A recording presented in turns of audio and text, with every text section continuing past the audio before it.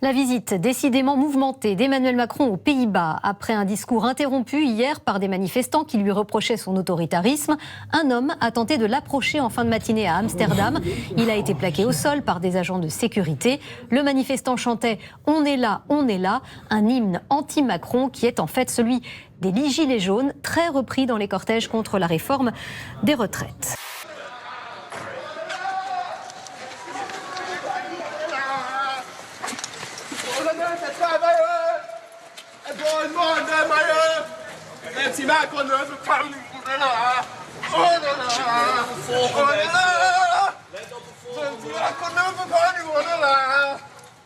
Voilà, c'était donc ce matin à Amsterdam.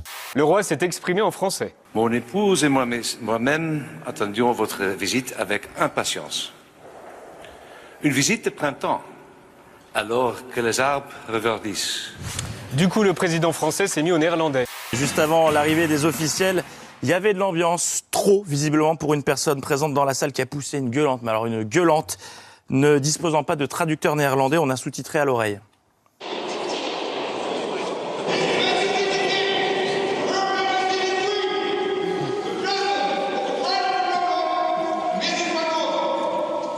Super ambiance.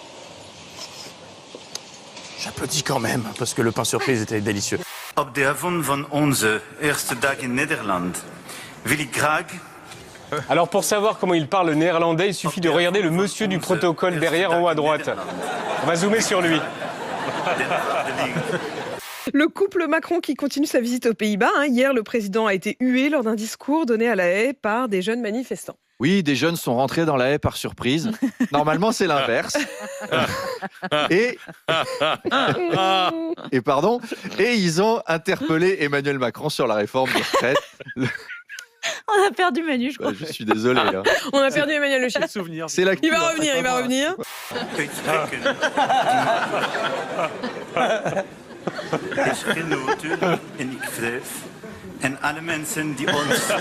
Alors on a trouvé ça un peu méchant car on aimerait bien l'entendre parler français, le monsieur. Le président français cible également du langage fleuri de Donald Trump. Il a tout simplement accusé Emmanuel Macron de, je cite, « lécher le cul du président chinois ». Une réaction aux propos d'Emmanuel Macron qui avait demandé à ne pas être suiviste des États-Unis sur le dossier de Taïwan. Donald Trump accuse Emmanuel Macron de lécher les bottes du président Xi Jinping. Alors non, je ne crois pas que ce soit la véritable citation. Il est avec la Chine en train de lui lécher, etc. Voilà. Bah non, c'est pas ça la vraie citation, ça vient de Trump qui, on le sait, est élégant. Macron, qui est un ami, est avec la Chine, en train de lui lécher. Alors, on a bipé Kissing My Ham Ham. Kissing My Ham Ham, non, c'est toujours pas ça. Il accuse Emmanuel Macron, je cite, de lécher le cul du président C'est chinois. quand même plus rigolo quand on dit les vrais mots. Allez, c'est parti. Lécher le cul du président chinois. Lécher le cul. Lécher le cul, lécher le cul, lécher le cul, lécher le cul. Est-ce que vous avez vu LOL? Vous voyez ce que c'est LOL? LOL, c'est cette série qui cartonne sur Amazon. Le principe, c'est grosso modo un loft. Et la règle, c'est que si on rit, on sort. Et vous me faites penser à Paul Mirabel. Paul Mirabel, c'est cet humoriste qui ne fait rien. C'est-à-dire, pendant toute la série, il est passe-partout, il fait de temps en temps une petite pitchnette pour faire tomber un adversaire, mais sinon, il ne prend aucun risque. Et ça marche. Et ça marche parce qu'il arrive en finale.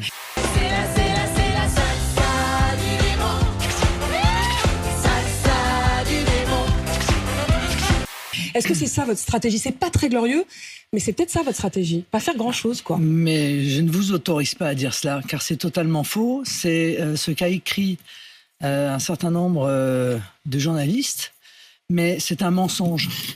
La réalité, c'est que nous avons fait tout ce qui était en notre pouvoir pour lutter contre cette réforme des retraites.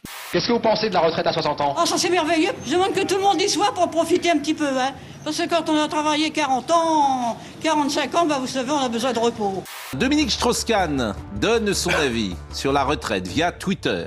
Dominique Strauss-Kahn fustige le timing, la méthode, la stratégie et le 49.3, ce qu'il appelle les 4 erreurs d'Emmanuel Macron. Il paraît que Dominique Strauss-Kahn est très intelligent. S'il l'était à ce point, il comprendrait que tout le monde se fiche de son avis, qu'il devrait se taire jusqu'à la fin de sa vie et profiter du grand air frais de la liberté. Gérard Depardieu, visé par de nouvelles accusations de violences sexuelles. C'est Mediapart qui a mené l'enquête et recueilli le témoignage de 13 femmes qui évoquent des propos et des gestes déplacés sur des tournages entre 2004 et 2022. Actrices, maquilleuses ou techniciennes dénoncent des paroles obscènes et parfois des gestes qui le sont également. Selon ses avocats, l'acteur dément l'ensemble des accusations. Sarah Brooks, comédienne sur la série Netflix Marseille, évoque elle aussi des scènes d'agression sexuelle. Je dis tout fort, il y a Gégé qui me met sa main dans mon short. Il a répondu, bah quoi, je pensais que tu voulais réussir dans le cinéma. Tout le monde a ri, du coup il a continué. Aucune nouvelle plainte n'a été déposée. Ces femmes ayant le sentiment, d'après Mediapart, que leurs paroles pèseraient peu face à ce monument du cinéma français. À l'époque, vous vous rendiez compte de la résonance? Alors en effet, vous avez eu un rapport sexuel avec Loana. Pour ceux qui ne se souviennent pas... Non, celui-là. Bah si. C'est là où vous voulez revenir. Non, il n'y a rien eu. Bah, non, il n'y a rien eu. C'était dans les chambres. C'est une légende urbaine, en fait. Oui, enfin, peu importe. En tout cas, alors pas dans la piscine, mais enfin, en gros, il s'est passé quelque chose devant la caméra. Ça avait attisé, évidemment, ça avait complètement fasciné. C'est la première fois qu'on voyait ce genre de scène, on va dire en réalité. Parce que c'était là un plan. Alors, on devinait. Tell me, where is the weirdest place that you have ever gotten the urge to make whoopee? Olga? In the... I'm talking about is the weirdest location. Vous vous rendiez compte que ça allait marquer les esprits à ce point-là? Non, parce que déjà à ce moment-là, moi, je tiens à le rappeler, l'émission, quand j'ai passé le casting, je pensais qu'elle durait un soir. Ah bon? On faisait pas ça pour l'argent. Quand je dis qu'aujourd'hui, les réseaux sociaux ont tué le jeu, enfin, ont flingué le game, j'aime bien dire ça. Mais c'est qu'aujourd'hui, les gens font tout par intérêt. Moi, c'était pas pour vendre des crèmes amincissantes sur Instagram. C'était pour vous amuser. Une expérience. On a gagné 20 000 francs. J'ai gagné 20 000 francs sur 80 jours, c'est dire. C'est mal parti pour que cet enfant devienne un jour caissier. Bip, bip.